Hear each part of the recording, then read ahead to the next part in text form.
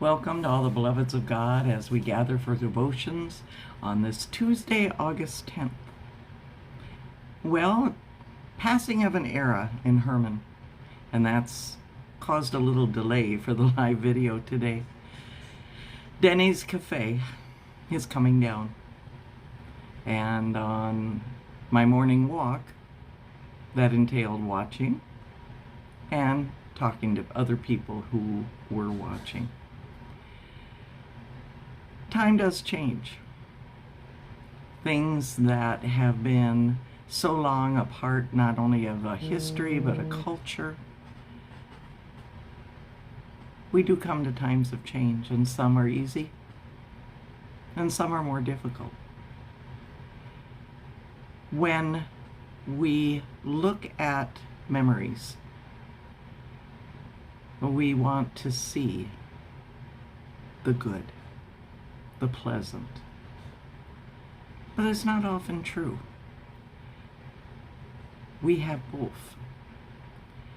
And to try to look at life through the lens of what's gone well, instead of including what's been more challenging,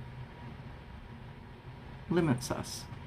And it limits the wholeness of who we are. All of those experiences being who we are today, and obviously who God is prepared to use to make a difference. So bringing all of those memories in are important. So in our series about what we have been meaning to ask, this coming Sunday, it's where does it hurt? I remember when I was in seminary, one of the things that I did for the seminary that I was a part of was hosted some small groups of incoming seminary students. And one of the things that I would hear over and over again were statements of, well, that's in my past. That's not a part of who I am. Well, what was part of the group work was to name and claim those moments as well. All of our life experiences are part of the creation of who we are today. And some of them we have been unable to openly share. And it is important that we have the places, have the people who will ask us the question, where does it hurt? And then listen and not fix. Today, in the Gospel of Mark, 2 healing stories from the time Jesus was here on earth. I am Heather E. Clausen, pastor of Herman United Methodist Church in Herman, Minnesota. So I'm going to share these words from the Gospel of Mark, chapter 5, beginning at verse 21. When Jesus had crossed again in the boat to the other side, a great crowd gathered around him, and he was by the sea. Then one of the leaders of the synagogue, named Jairus, came, and when he saw him, fell at his feet and begged him repeatedly, "My little daughter is at the point of death. Come and lay your hands on her, so that she may be made well." So he went with him, and a large crowd followed him and pressed in on him. Now there was a woman who had been suffering from hemorrhages for 12 years. She had endured much under many physicians and had spent all that she had, and she was no better, but rather grew worse. She had heard about Jesus and came up behind him in the crowd and touched his cloak, for she said, "If I touch his clothes, I will be made well." Immediately her hemorrhage stopped, and she felt in her body that she was healed of her disease. Immediately aware that the power had gone forth from him, Jesus turned about in the crowd and said, "Who touched my clothes?" And the disciples said to him, "You see this crowd pressing in on you. How can you say, 'Who touched me?'" He looked all around to see who had done it. But the woman, knowing what had happened to her, came in fear and trembling, fell down before him, and told him the whole truth. He said to her, "Daughter, your faith has made you well. Go in peace and be healed of your disease." While he was still speaking, some people came from the leader's house to say, "Your daughter is dead. Why trouble the teacher any further?" But overhearing what they had said, Jesus said to the leader of the synagogue, "Do not fear, only believe." He allowed no one to follow him except Peter, James, and John, the brother of James. When they came to the house of the leader of the synagogue, he saw a commotion, people weeping and wailing loudly. When he had entered, he said to them, "Why do you make a commotion and weep? The child is not dead, but sleeping." And they laughed at him. Then he put them all outside, took the child's father and mother and those who were with him, and went into where the child was.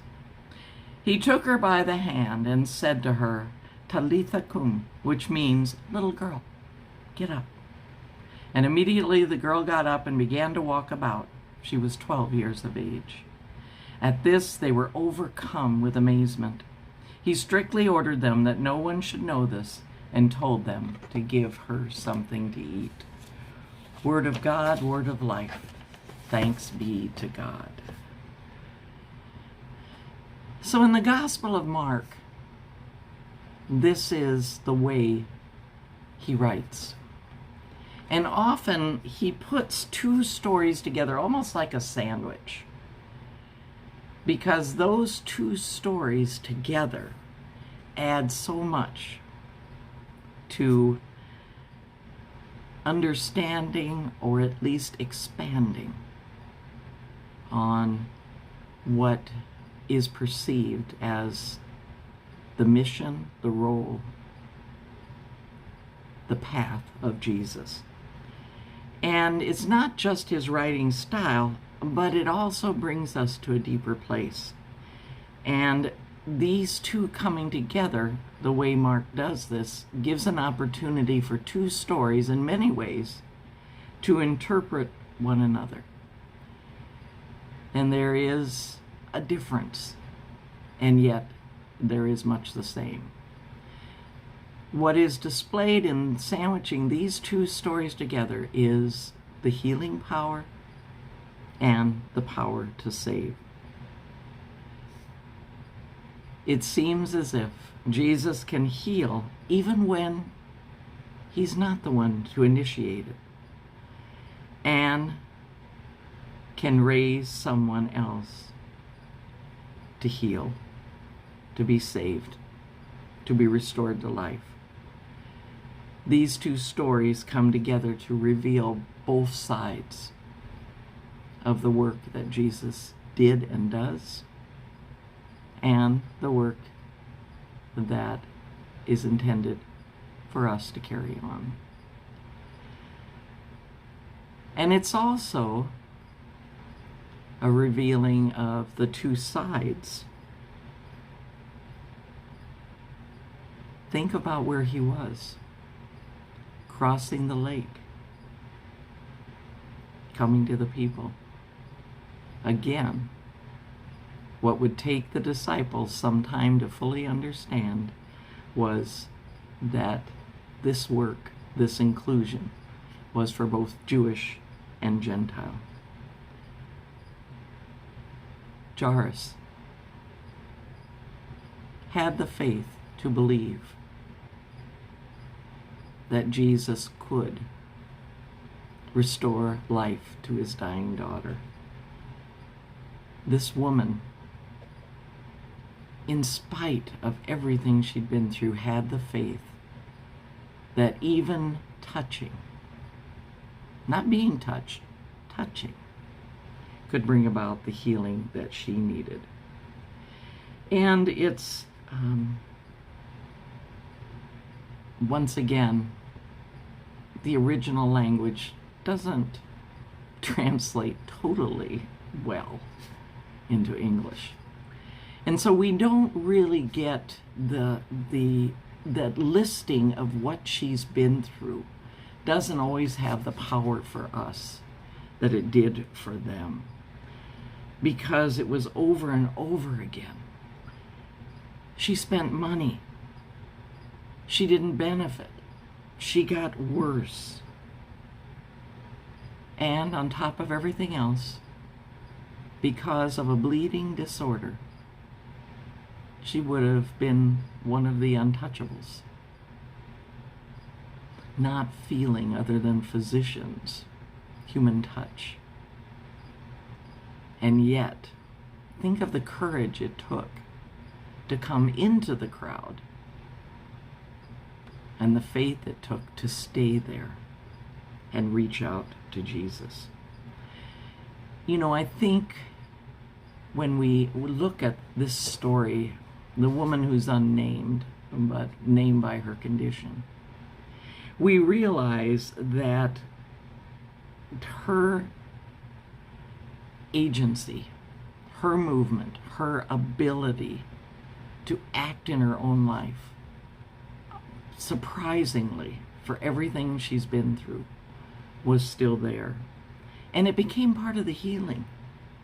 Her willingness to risk, her willingness to take her pain and to not turn completely away from life, but to remain engaged in all ways she could. And this healing, the confirmation of her healing does not come from the words of Jesus, but it comes from this clear sense within herself, in herself, that this disease has left her. The confirmation from Jesus is about her value, an honoring of her willingness to share her pain, an honoring of her willingness to not shut down from life, even though the society around her was doing that, and maybe even the implication that her money was being taken by those who really had no ability to heal her. But she knew immediately that she was healed. And Jesus calls her daughter, which even that doesn't fully capture the fullness of the healing. But it is a part of the healing. The acknowledgement of her value, the acknowledgement of her relationship to God. But think about it. She already had this deep faith that kept her from giving up, that kept her seeking, looking, trying everything she could to be healed. And her willingness, as I said, to risk. You know, these two stories, the healing of the daughter and the healing of the hemorrhaging woman, as I said, can interpret each other and at the same time reveal to us that there's more to this than just healing, but it's a new creation. The saving faith, even of others, that can help be a part of that. Her father's faith, the woman's faith. Their faith was a part of their entering into a place of new creation. You know, we all have places of pain in our lives. They may be raw, maybe right now. It may be things from the past that we, as I said as I began, that we try to put aside, and almost as if I don't talk about it, I don't think about it, it never happened. But part of that hiding is what keeps us from being whole. And sadly, it often occurs because of the response that we have received when we've tried to tell someone what's going on. They may not even listen. They may just give a platitude, oh, it's going to be better. You'll get through this. Or they may try to fix it. Well, have you tried this? Or have you tried that? Or have you tried... Both of those responses steal our voice, steal our willingness to even claim for ourselves that those experiences are part of who we are. Sometimes it's hard to listen to another's pain.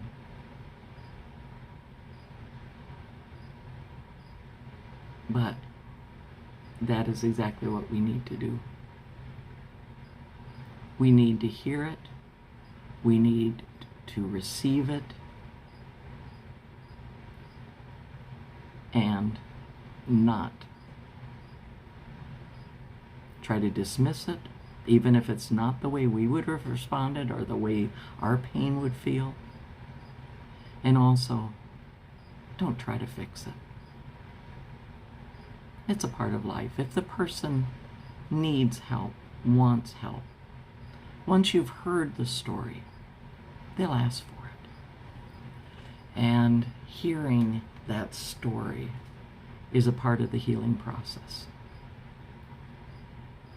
I'm hoping you get an opportunity